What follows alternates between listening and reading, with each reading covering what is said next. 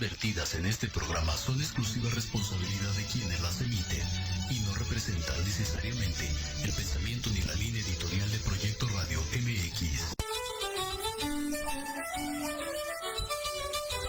Buenos días, les habla el doctor Alberto Jálave.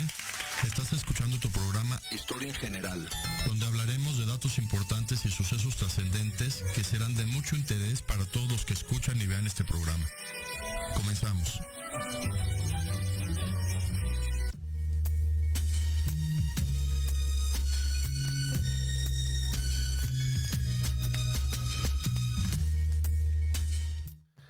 Buenos días, hoy martes 30.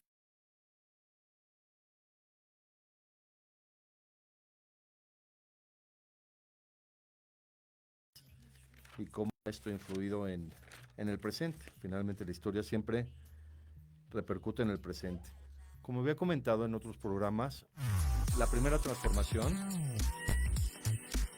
que fue la independencia de México, fue económicamente un fracaso, porque finalmente no se logró el poderío económico que se quería lograr con la independencia de México.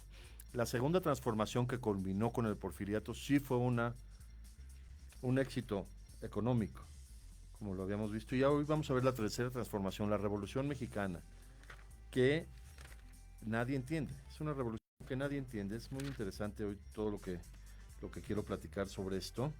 Ya es el quinto programa aquí en Proyecto Radio MX que estoy presentando. Y para recapitular un poco lo de la segunda transformación, finalmente, que concluyó con Porfirio Díaz y con un auge económico en México muy impresionante, comentar algo interesante, recapitular este tema. Carlota, la esposa de Maximiliano, regresó a Austria y allá continuó efectuando procesos políticos Carlota. Inclusive, porque dicen que después de que Maximiliano fue fusilado, Carlota tuvo problemas psiquiátricos, dicen. Pero realmente Carlota regresó a Europa y tengo la idea de que ella, al regresar a Austria, se consolidó con ella el Imperio Austrohúngaro. Claro, una mujer que tuvo tanta experiencia en México como regente de la ciudad, que conoció tanto la política de México, que conoció tanto lo que significaba manejar un país vecino de Estados Unidos, con una economía que también tuvo muchísimo auge durante la época de Maximiliano. Al regresar a Austria y consolidarse, porque ella finalmente era de la realeza, era familiar de todos los de la realeza de Austria, con ella, al regresar, se consolida el Imperio Austrohúngaro. Carlota vivió hasta 1927. Ella vivió desde Europa la Revolución Mexicana, ella vivió la Primera Guerra Mundial. Y ella, les digo, a lo mejor también con el sueldo que obtuvo en México como regente de la ciudad, le ayudó mucho para invertir en Austria y lograr que así se consolidara el Imperio Austrohúngaro, que finalmente eso fue lo que originó la Primera Guerra Mundial, que va a ser otro tema va a ser de la Primera Guerra Mundial, pero que quedara esto en la historia de que Carlota regresó a Austria, y así en Austria se consolidó un imperio que generó conflictos económicos en Europa, y por eso la Primera Guerra Mundial, para acabar con el Imperio Austrohúngaro. 1910, un año muy controversial en el mundo entero. La revolución industrial a su máximo auge, Manhattan creciendo como la ciudad más impresionante del mundo, queriendo ser el ombligo del mundo, y lo es. Finalmente Nueva York, que está en la isla de Manhattan, es económicamente el ombligo del mundo, lo que fue antes de la Primera Guerra Mundial Damasco, Siria. Por lo de las rutas de comercio que había desde India, desde Asia, pasaban por Damasco, y de Damasco se distribuía, entonces era un centro de muchísimo interés económico. Se construye el canal de Suez, se incrementa muchísimo la economía en esa parte del mundo, y después le llaman Medio Oriente. Y del otro lado del mundo empieza a surgir Nueva York con una plusvalía económica inmensa, y finalmente se tenía que consolidar esa evolución humana, porque finalmente la evolución era que el hombre generara estos imperios económicos. Entonces, en 1910, Estados Unidos empiezan a notar que ya no les alcanzan sus reservas de petróleo. Principalmente un empresario de muy alto nivel, que todos han oído de él, John D. de Dedo Rockefeller. John Rockefeller se da cuenta que el petróleo de los Estados Unidos ya no les alcanza, y ven en México un país con más petróleo del que se hubieran imaginado toda su vida. Hasta ahora se encuentran yacimientos de petróleo en México. Y empiezan conflictos, primero ideológicos, para tratar de manejar el petróleo que Lázaro Cárdenas ya tenía en convenio con Inglaterra para que Estados Unidos lo pudiera manejar, y empiezan a generarse muchísimo conflictos existenciales. La tercera transformación fue un fracaso económico para México, pero fue un éxito ideológico. Es lo que quiero que quede claro, porque sí fue una revolución, sí se generó un cambio radical en la mentalidad, no de México, de todo el mundo.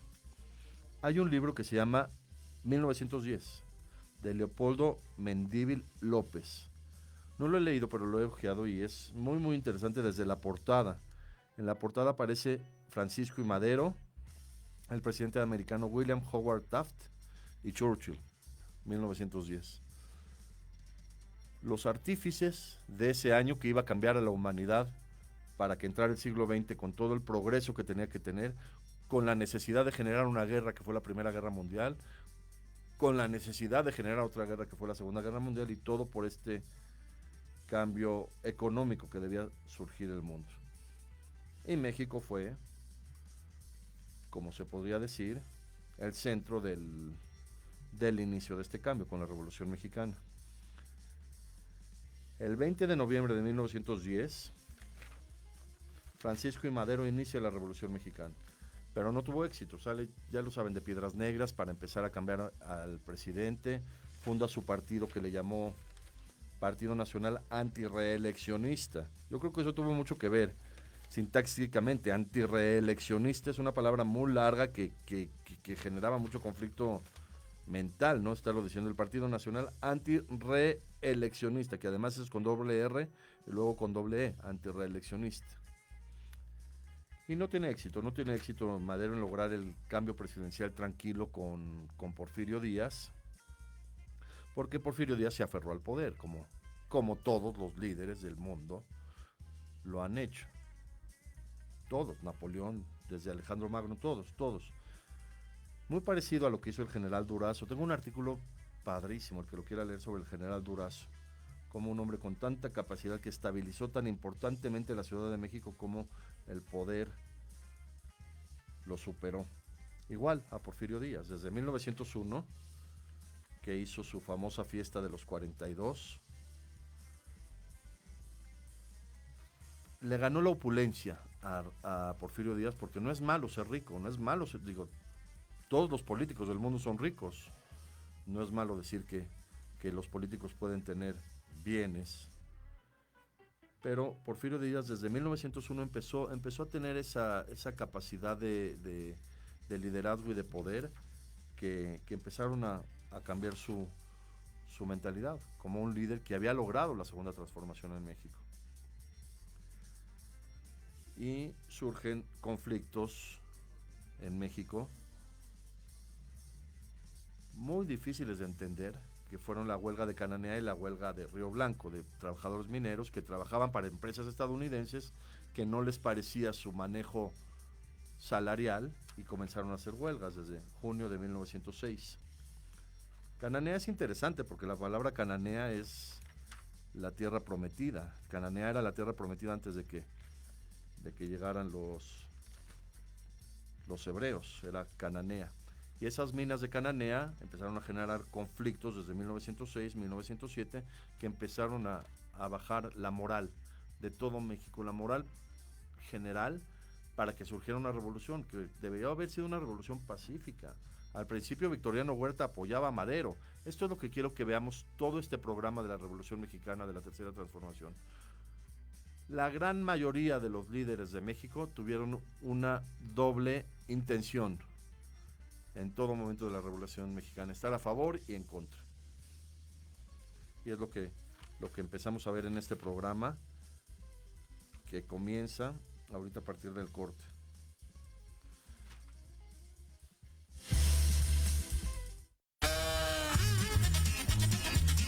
Oye, ¿a dónde vas? ¿Quién, yo? Vamos a un corte rapidísimo y regresamos. Se va a poner interesante. Quédate en casa y escucha la programación de Proyecto Radio MX con sentido social. La chulada.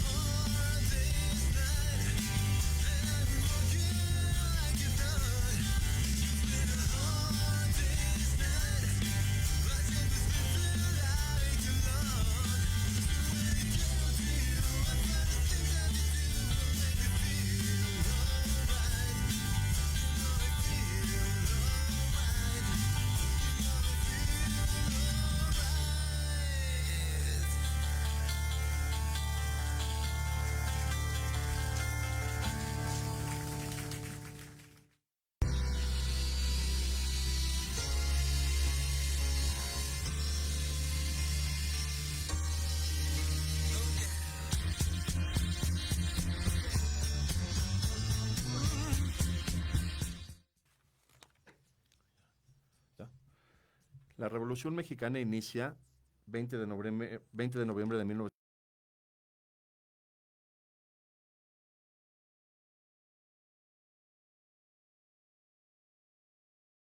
Años en el poder.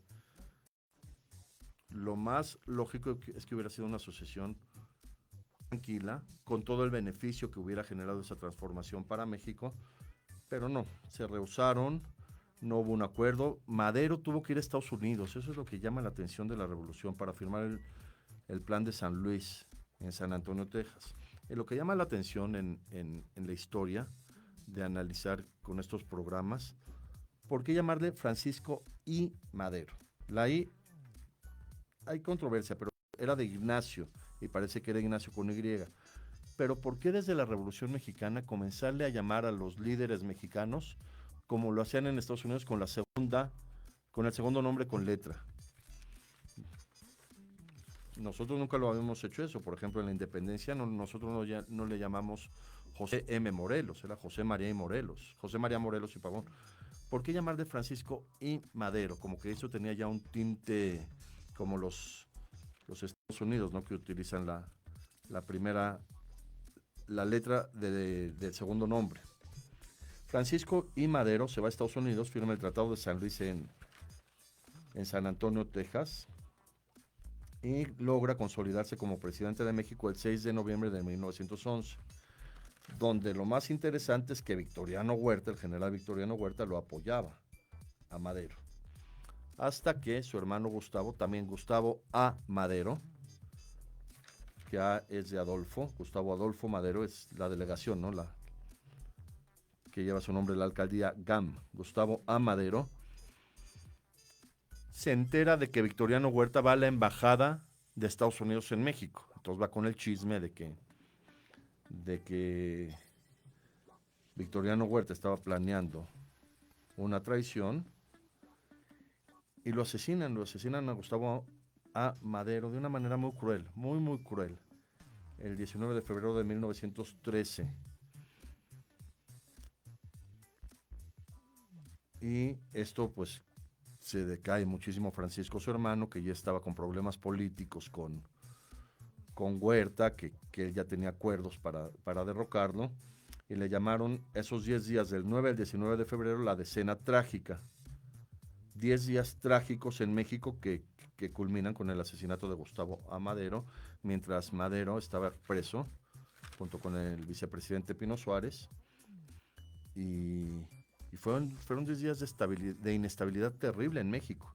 Asesinan al hermano del presidente de una manera muy cruel, torturándolo de una manera muy, muy inhumana, ¿eh?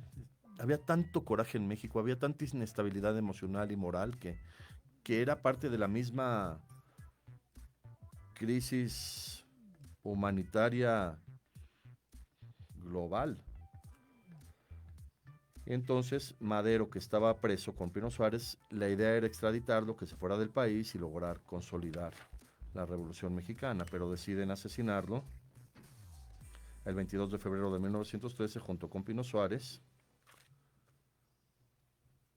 y sube al poder, como todos sabemos, Victoriano Huerta, por medio de un acuerdo. Es que todo en México querían hacerlo bien, eso es lo malo de la Revolución Mexicana, que nada salía bien, había tanta inmadurez política que nada salía bien. Entonces la idea de Victoriano Huerta era, como él no podía ser presidente porque finalmente era del ejército y su proceder era militar, tenía que tener un puesto gubernamental para poder ser presidente. Entonces le solicitó al que sí podía ser presidente, que era Lascurain, que tomara la presidencia,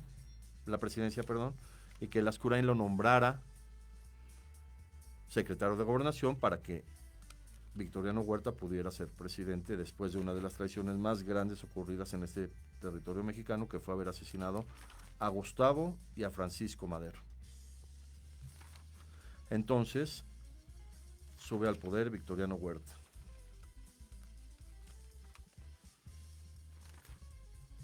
Datos interesantes de Francisco I. Madero: fue el primer presidente del mundo que se subió a un avión. Eso es muy interesante. O sea, los aviones ya los estaban fabricando en Estados Unidos. Ya saben, los hermanos Wright empezaron a desarrollar aviones de hélice, de propulsión. Y Francisco I. Madero es considerado el primer presidente del mundo que se sube a un avión. Y muy interesantemente, esto es interesante desde un punto de vista de análisis bélico. En México fue donde se les ocurrió que desde los aviones se podían tirar bombas durante la Revolución Mexicana. Vean qué no es algo lógico subirse a un avión y desde un avión echar una bomba, cuando las guerras, la mentalidad de las guerras era siempre dispararse en tierra, o era cañonazos en tierra, o era desde flechas, era todo en tierra. En México fue donde se les ocurrió desde los aviones echar bombas. Y claro, eso fue la superestrategia que continuó en todo el mundo. Digo, la Primera Guerra Mundial ya empezaron a lanzar bombas desde los aviones. La Segunda Guerra Mundial por eso se caracterizó por lanzamiento de bombas desde los aviones, pero esa fue una idea de México. Durante la Revolución Mexicana hubo 1 millón de fallecidos. Es increíble un proceso de aparentemente 11 años, pero la Revolución Mexicana no terminó. Yo tengo la teoría de que la Revolución Mexicana terminó hasta la expropiación petrolera, o hasta más, pero murieron 1 millón de personas a causa de la revolución, Por eso es interesante saber por qué no, a pesar de un proceso tan desgastante para la nación, México no se transformó como debió haberse transformado con la revolución. Entonces Pedro Lascurain toma el poder por 45 minutos nada más, es presidente de México, solo para nombrar constitucionalmente a Victoriano Huerta secretario de Gobernación y que él pudiera tomar la presidencia. Imagínense, tenemos un presidente de 45 minutos en México. Emiliano Zapata, cuando surge el movimiento de Madero, él está en contra de Madero. Es muy interesante, les digo, casi todos los líderes de la Revolución Mexicana tuvieron un doble papel ideológico, estar a favor y en contra, estar a favor y en contra. Emiliano Zapata al principio era un contrincante de Madero y ya después todos sabemos que tomó una postura mucho más nacionalista como campesino y finalmente se supone que lo asesinaron en 1919. Hay teorías muy interesantes de que Zapata se hizo pasar con un doble y no fue al que asesinaron y se escapó. En medio de una revolución inentendible para todo el mundo. Pleno 1919 todavía nadie entendía por qué estaba ocurriendo un suceso así en México. Y lo que duele que hubiera transformado Emiliano Zapata con su teoría tan trascendental del que el campo es del quien lo trabaja, hubiera sido que México hubiera consolidado después de la tercera transformación un imperio en el campo. El campo de México es el campo más fértil del mundo, si quiero comentarlo en este programa. Tengo un artículo publicado que se llama El Campo Mexicano. Si se cultivara México como se debería, sobre todo el centro, el sureste, le daría de comer al mundo, para toda la vida, ¿eh? El campo de México es el más fértil del mundo. Pero les digo, no se logró consolidar que la tercera transformación convirtiera a México en una potencia mundial. Aunque sea en el campo, o sea, el petróleo hubo muchas controversias de quién se quedaba el petróleo, ¿no? Pero el campo de México, véanlo, lo que se siembra en México sale. Mi artículo habla del campo en Cuernavaca, porque hay una zona en Cuernavaca donde hay árboles frutales, que en el mismo lugar hay mangos, naranjas, papayas, piñas que crecen así, las piñas, aguacates, dátiles, hay palmeras de dátiles, en el mismo campo, es el campo más fértil del mundo entre Morelos y Guerrero, y no se hable de Chiapas, Tabasco, si de verdad se lograra consolidar el plan de la cuarta transformación, de sembrar México, seríamos potencia mundial en productos del campo. Cuando está Victoriano Huerta en el poder, interesantísimo, en México acuñan una moneda de plata que tenía la leyenda Muera Huerta. Esto es muy, muy trascendental, ¿eh? Imagínense una moneda de circulación que en vez de que dijera alguna leyenda, como en Estados Unidos dice In God We Trust, decía la moneda Muera Huerta. Hay varias monedas numismáticas de esto, pero vean qué manera tan compleja de estar contra el presidente. En las monedas poner esta leyenda, Muera Huerta, y son, de algún punto de vista, ahorita tienen valor numismático estas monedas. Y claro que Huerta, con todo el conflicto existencial que tenía de haber traicionado a su propio aliado político, que era Francisco I. Madero, con todo el conflicto que le generó haberse llevado por el dinero para lograr una transacción que finalmente no logró, pues debió haber estado muy, muy traumado como persona. Y finalmente que en las monedas de México pusieran esta leyenda, Muera Huerta, pues le acabó psicológicamente su existencia a este hombre. Durante el gobierno de Huerta hubo un senador en la Cámara de Senadores, que ya estaba consolidada en México las legislaturas, Belisario Domínguez. Un hombre impresionante, vale la pena mucho leer sus obras. Era tan buen orador Belisario Domínguez que convencía al pueblo con sus oratorias de que Victoriano Huerta no era la solución para México.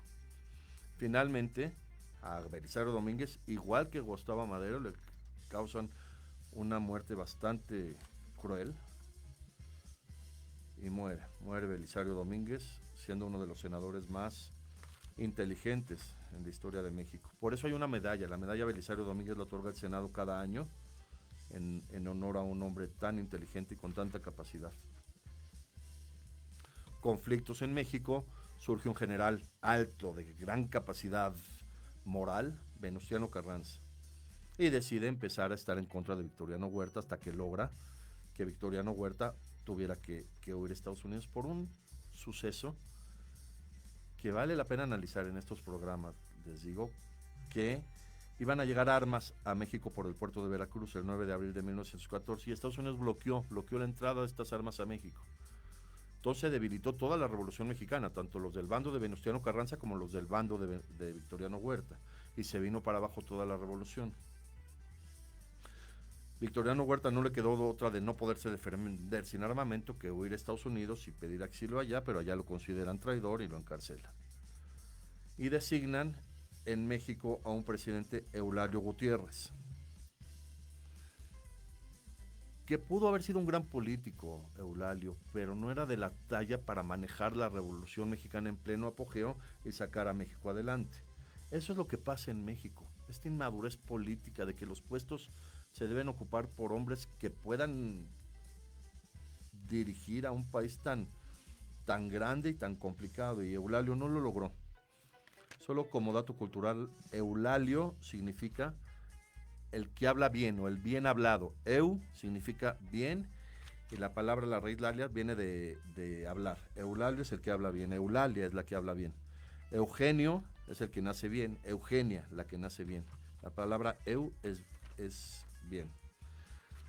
Con Venustiano Carranza surge una plusvalía intelectual de alto nivel y empieza un movimiento que se llamó de los constituyentes. Interesante México, como para continuar la ideología de la independencia de México, que eran los insurgentes, ahora vamos a nombrarnos constituyentes, con mucho más valor gramatical, y surgen en vez de los insurgentes que querían hacer una insurgencia en contra de España, los constituyentes que querían constituir un país mediante una constitución, reformar la constitución y lograr que México se consolidara y se transformara, que esa era la idea de la revolución. Finalmente, en 1917, el 5 de febrero de 1917, para conmemorar la constitución de 1857, el mismo día, se proclama la siguiente Constitución de México. Increíble llamarle en México a los derechos humanos garantías individuales. Vean qué increíble lenguaje, utilizar el español de una manera tan grande para demostrar todo lo que significa ser un ser humano en este país. El primer capítulo de la Constitución. Las garantías individuales, que son derechos que todos tenemos por el solo hecho de nacer. Y esto lo logró un hombre con la capacidad humana y moral como Venustiano Carranza. Que ahí la llevaba Venustiano Carranza, pero le llega un telegrama de Alemania, el telegrama Zimmermann.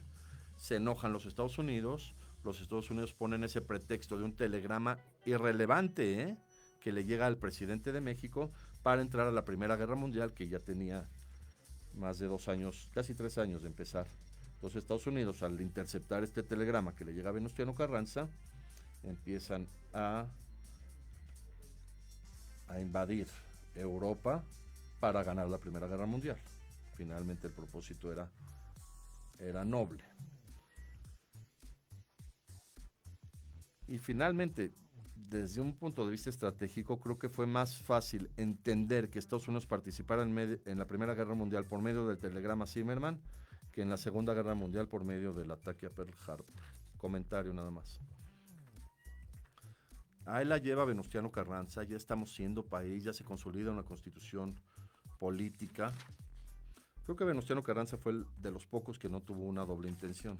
Y surge otro guerrero, inentendible, general, que se cambió el nombre, Pancho Villa, Francisco Villa, que en realidad era Doroteo Arango, y empieza a generarle problemas a Venustiano Carranza.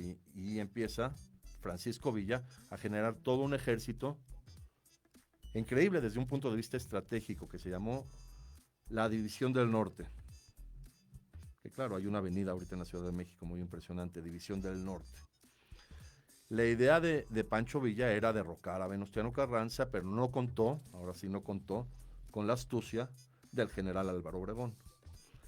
En esta división del norte, el que apoyó a Francisco Villa fue el general Felipe Ángeles, que ahora el nuevo aeropuerto lleva su nombre. Y se unieron Pancho Villa y Felipe Ángeles en la división del norte para derrocar a Venustiano Carranza y lograr otra vez que la revolución continuara. Pero Álvaro Obregón los enfrenta en la batalla de Celaya, impresionante evento, el 15 de abril de 1915, y los derroca. Es donde Pancho Villa pierde el brazo. Perdón, Álvaro Obregón pierde el brazo en la batalla contra Pancho Villa.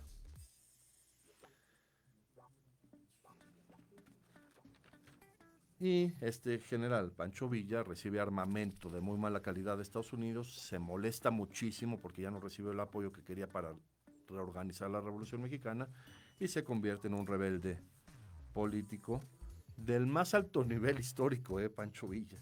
Se escapaba, desde la batalla de Celaya, que fue en 1915, hasta el 20 de julio de 1923, cuando ya lo asesinaron, desafortunadamente, el general Pershing. Pero 8 años, más de 8 años, Pancho Villa, generando una controversia impresionante, porque llegó con su ejército a invadir Estados Unidos, cruzó la frontera con su ejército e invadió Estados Unidos. Es considerado el único militar del siglo XX hasta ahora que ha logrado invadir el territorio norteamericano. Yo conocí un paciente mío que su abuelo escondió a Pancho Villa en su casa, en Querétaro, una ciudad por Querétaro, cerca de San Luis Potosí. Contaba este señor que él de chiquito conoció a Pancho Villa y que le decía a Pancho Villa a los herreros de ahí de Querétaro que le pusieran las cerraduras a sus caballos al revés. Vean qué cosas pasan en México. Entonces, al estar las cerraduras al revés, iban los caballos, y cuando llegaban los ejércitos norteamericanos a buscar a Pancho Villa, creían que iba para el otro lado, siguiendo las huellas que estaban al revés. Y pues fue interesante esa situación entre la división del norte y el ejército de Álvaro Obregón.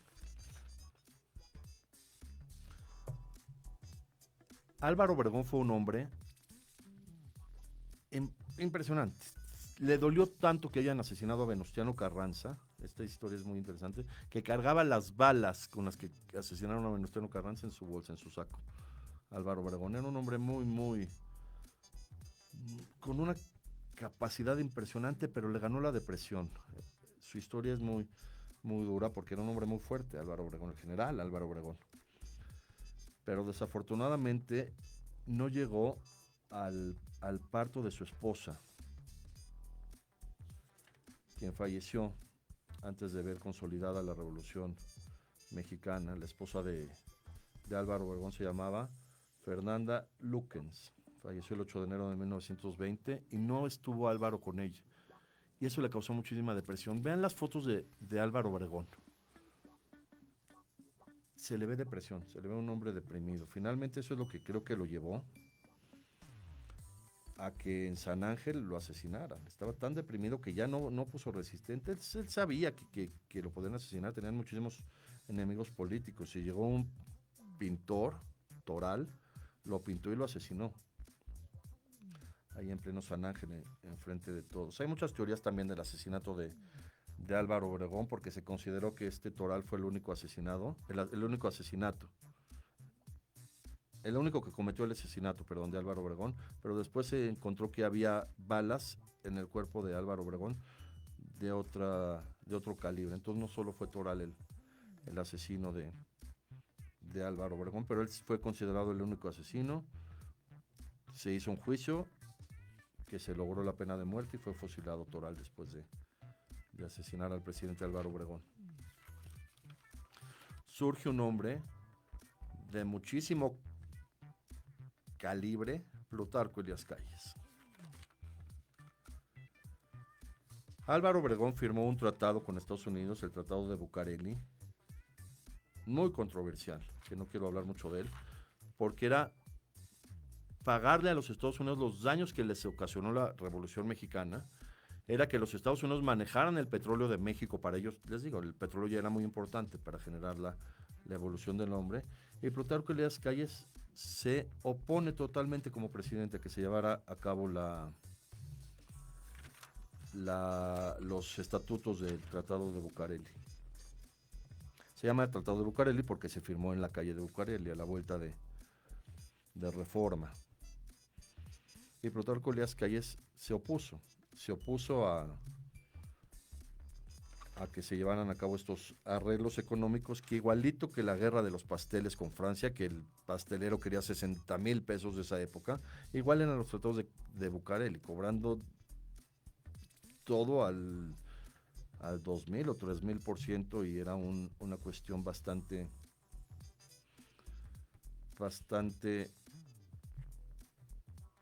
complicada para la política de México y con Estados Unidos. Entonces Plutarco Elías Calles se opone a llevar a cabo el Tratado de Bucareli, y surge otro conflicto en México, inentendible desde un punto de vista político: la guerra de los cristeros. 3 años de guerra. Vean, es muy interesante esta guerra de los cristeros porque nadie la entiende. Nadie la entiende. En varios estados de la República, Guanajuato, Querétaro, empezaban a haber asesinatos de gente religiosa. Nadie entiende por qué, de dónde conseguían las armas, porque eran armas de alto calibre, eran ametralladoras. Mientras que en Estados Unidos estaba la ley seca. Parecía algo así, como que en Estados Unidos, ya saben, Al Capone, los intocables, toda esa situación en Estados Unidos, mientras ahí estaba la ley seca. En México estaba la guerra de los cristeros, que nadie entiende, ¿eh? Más, era parte de la Revolución Mexicana todavía, de 1926 a 1929, porque se supone que los cristeros, que eran religiosos de alto nivel en México, no estaban de acuerdo con las leyes de Calles, con la ley Calles, y empezaron a generar conflictos, pero de guerra, de pandillas, de asesinatos constantes. Y casualmente cae Wall Street y se acaba la guerra de los cristeros. Continúa la Revolución Mexicana con Plutarco Elías Calles, que no lo dejan, que sí, que no, que si el petróleo, que si el artículo 27 constitucional, de que si el petróleo es de México, de que lo van a administrar los Estados Unidos, que sí, que no, que sí, que empieza a surgir un hombre con muchísima capacidad, uno de los políticos más grandes de la historia, el general Lázaro Cárdenas del Río. Y entre tanto conflicto, pues surge una ideología que no se llevó a cabo como se debió haber llevado a cabo, que fue el Partido Revolucionario Institucional, que solo su nombre, Partido Revolucionario Institucional, ya vamos a institucionalizar la revolución. Y yo creo que el PRI no fue causa, fue consecuencia de un conflicto inentendible que fue la Revolución Mexicana, y tenía que surgir un sistema de poder para llevar a cabo en México la consolidación de un país tan grande, tan rico en recursos naturales, y que se pudiera transformar para ser potencia mundial. Esa era la idea, de generar un partido revolucionario institucional, institucionalizar la revolución, construir el monumento de la revolución, que es impactante, es impactante el monumento de la revolución aquí enfrente. Y Lázaro Cárdenas dijo, ya tenemos que consolidarnos como país. Si se hubiera logrado que la Revolución Mexicana generara que el petróleo de México de verdad hubiera sido la base de la economía, hoy estaríamos viviendo mejor que en Dubái, que en Arabia Saudita, o mejor que los Emiratos Árabes, o mejor que Kuwait. Como dato cultural, Kuwait, su moneda es la moneda más cara del mundo, siempre ha sido el dinar de Kuwait, todo porque tienen petróleo y porque lo supieron administrar los particulares en todos esos países. Vean Dubái, la ciudad más rica del mundo, gracias a que supieron manejar el petróleo.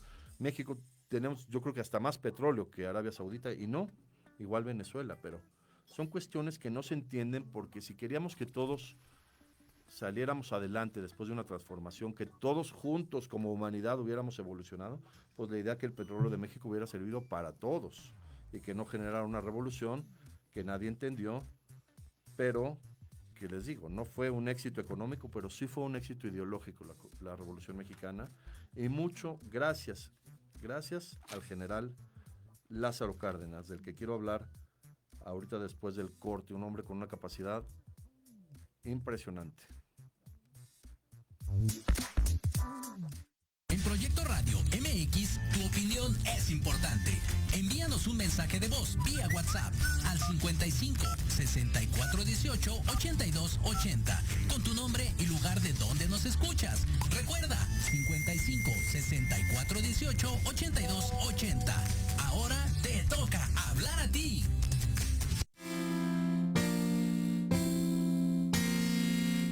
Oye, Jos, como que se antoja, ¿no? ¿Qué? ¿Un vinito? No, y sí. ¿Una comidita? Más bien se antoja viajar. Hola, soy Josie. Y yo soy Beli. Y juntas somos Jospel. Diviértete con nosotros y aprende de viajes. Escúchanos todos los martes en Se Antoja, a las 12 del día, donde hablaremos de tipos de viajes, experiencias, tips, destinos y todo lo actualizado en el mundo del turismo. Solo por Proyecto Radio MX, con sentido social.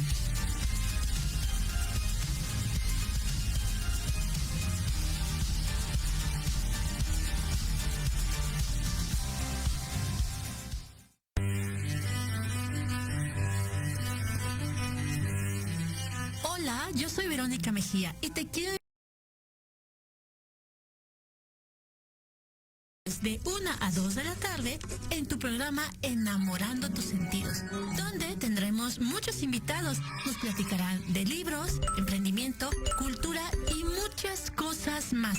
En tu estación Proyecto Radio MX con sentido social.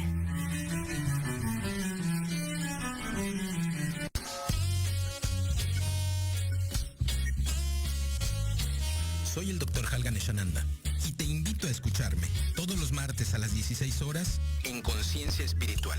Un programa divertido para compartir el mundo de la espiritualidad y la salud integral sin tabúes y sin fantasías. Por supuesto, aquí en Proyecto Radio MX y todas nuestras plataformas digitales.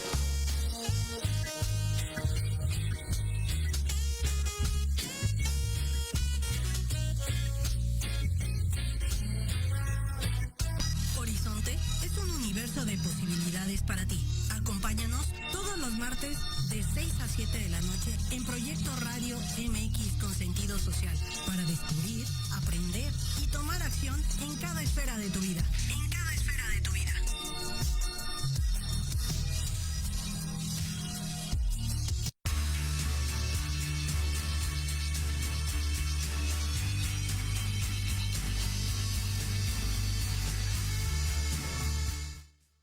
Las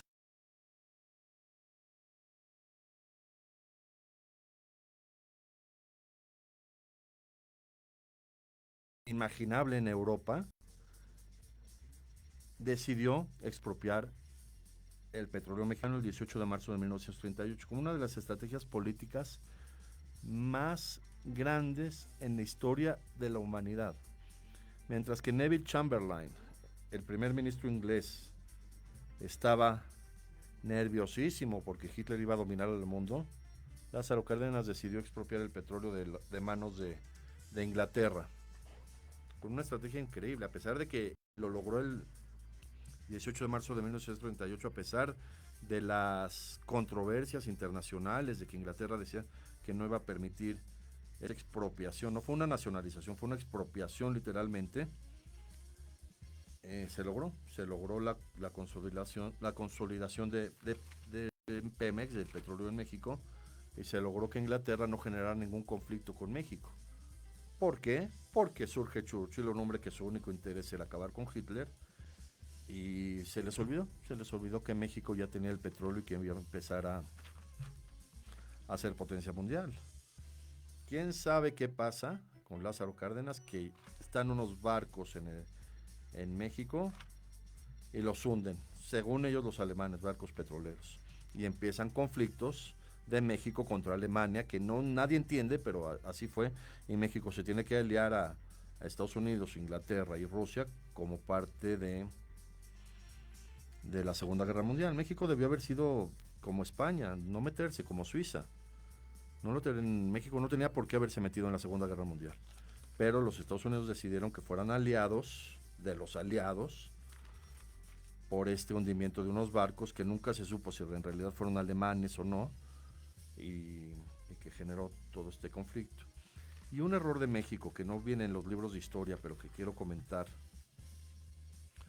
México era independiente, teníamos un presidente impresionante que era Lázaro Cárdenas, y después surgió otro general, Manuel Ávila Camacho, que México era independiente, soberano, podía hacer lo que quiera, pero México le vendía petróleo a Japón desde antes, y eso generó que Estados Unidos no estuvieran muy de acuerdo con esa situación, porque todos sabemos que Japón generó una guerra de desgaste casi igual que Alemania del otro lado del mundo. Entonces, pero Roosevelt no le importó mucho esa situación. Franklin D. Roosevelt era muy amigo del general Manuel Ávila Camacho, el siguiente presidente después de Lázaro Cárdenas, y no le importó mucho eso porque lo manejó desde una manera política, y eran muy amigos. Ávila Camacho. De hecho, el presidente Ávila Camacho decidió, para apoyar a los Estados Unidos, devaluar el dólar, para que al devaluar el dólar los Estados Unidos pudieran comprar todo el acero de México y el petróleo de México mucho más barato, con el tipo de cambio que generó el presidente Manuel Ávila Camacho. Y si lo vemos desde un punto de vista económico, estratégico, histórico y de todas las maneras de ver, gracias a México se ganó la Segunda Guerra Mundial. Gracias al acero de México se construyeron tanques, barcos, cañones, balas y todo lo necesario para ganar la Segunda Guerra Mundial, tanto en el frente oriental como en el frente occidental. Gracias al acero de México que el presidente Manuel Ávila Camacho negoció con el presidente Roosevelt. Vean, deberíamos estar orgullosos, salvamos al mundo. Y ya después en México les empezó a gustar las devaluaciones del peso frente al dólar, y todos lo vivimos cuando el peso se empezó a devaluar. En el 82 se devaluó de 12.50 a 25, yo me acuerdo, caos, porque todavía podías llegar a comprar unos zapatos que valían 25 pesos, que eran $2 en $1. Entonces toda la economía se volteó de cabeza ese año 1982, tanto que el presidente lo único que le quedó fue nacionalizar la banca. Y les empezó a gustar devaluar, no solo en México, en todos los países. Hasta que finalmente México tuvo que devaluar el dólar, y eran miles de pesos por $1, entonces le tuvieron que quitar 3 ceros a la moneda, Mi papá lo decía, no lo va a entender la gente, no va a entender que una moneda de 500 pesos, que ya era una moneda de 500 pesos, se transformara en 5 centavos. Así era el metro, creo que el metro costaba ya 500 pesos el boleto, y de repente se generan los nuevos pesos y ya costaba 5 centavos, se generó un problema ideológico del cambio de moneda. Incluso hubo billetes de 100,000 pesos, imagínense, un billete de 100,000 pesos, que casualmente en el billete de 100,000 pesos retrataron a Plutarco Elías Calles. Hoy traje para algún radioescucha que quiere hablar, como lo mencioné en el programa pasado, que no hubo posibilidad diplomática de que se venerara a los niños héroes con figuras. Les digo, no hay figuras de los niños héroes, pero surgió un billete de 5,000 pesos, que le voy a regalar este billete para alguien que quiera hablar a la cabina. Es un billete de 5,000 pesos de 1983, con las imágenes de los niños héroes. Somos tan grandes en México que, por acuerdos internacionales, por la invasión norteamericana en México y por todo lo que sucedió, perdón, no aceptamos que hubiera imágenes de los niños héroes, pero sí los retrataron en un billete. Lo dejo para si algún radioescucha quiere hablar. Es un billete que estuvo en circulación, es un billete no está muy bien cuidado, pero se puede enmicar a lo mejor si alguien lo quiere tener. Un billete de 5,000 pesos con las imágenes de los 6 niños héroes y la bandera de Iturbide con el escudo que implantó Iturbide en México. Finalmente, muere Roosevelt en la Segunda Guerra Mundial, Franklin Delano Roosevelt, de una manera muy inesperada, porque estaba bien, antes de morir en el Tratado de Yalta con Churchill, Stalin, estaba bien Roosevelt. Claro, ya tenía polio, le dio a él poliomielitis, pero finalmente estaba bien, y de repente dicen que tenía un tumor cerebral y se murió. Y sube al poder Harry Truman. Ya se había rendido a Alemania, ya había acabado la guerra con Alemania, pero seguía la guerra con Japón. Y Harry Truman, por tener una rivalidad con México del petróleo que le llegó a vender México a Japón y a los países asiáticos que se supone que estaban en contra de los aliados, Harry Truman casi toma la decisión, vean qué interesante México, de enviar soldados a la guerra. Toda la Segunda Guerra Mundial ningún soldado mexicano peleó en el frente europeo, ninguno, no iban, los mexicanos no iban a pesar de que eran aliados de Estados Unidos, no necesitaban. Pero cuando sube Harry Truman, habla con el presidente Ávila Camacho y le dice, ¿sabes qué? Tienen que participar. Y grandiosamente, esto llena de orgullo, manda a México el Escuadrón 201 a la zona de conflicto, a Filipinas y a las zonas de conflicto con Japón, y ganan.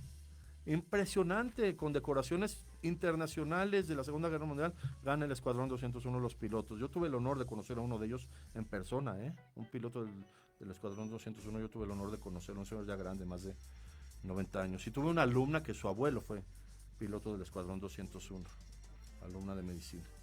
Vean, ese es México.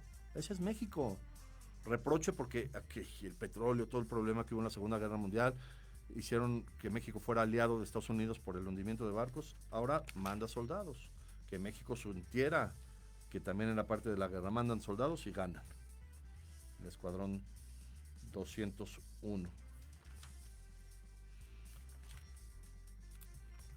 Y esa fue la tercera transformación. No se ponen de acuerdo los historiadores cuándo termina la Revolución Mexicana. Se supone que termina en mayo de 1921, pero seguían los conflictos, asesinan a Álvaro Obregón, sube Plutarco Elías Calles, la Guerra de los Cristeros, surge la Segunda Guerra Mundial, Lázaro Cárdenas, Manuel Ávila Camacho, y finalmente, al parecer, termina la Segunda Guerra Mundial cuando México deja de tener un régimen militar, con el primer presidente civil que fue Miguel Alemán. Dejo el billete aquí en la cabina, el billete de 5,000 pesos. Es de buena suerte el 5, para la cultura árabe el 5 es de buena suerte. Algún día voy a hablar de la cultura árabe en un programa. El que quiera hablar se lo puede quedar. El próximo programa, el próximo martes, quiero hablar de Roberto Gómez Bolaños, Chespirito. Una historia increíble de vida, una historia increíble de superación. Es el siguiente programa, Roberto Gómez Bolaños. Gracias.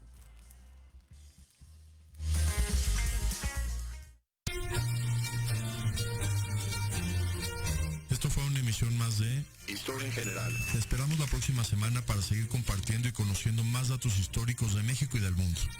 Hasta la próxima.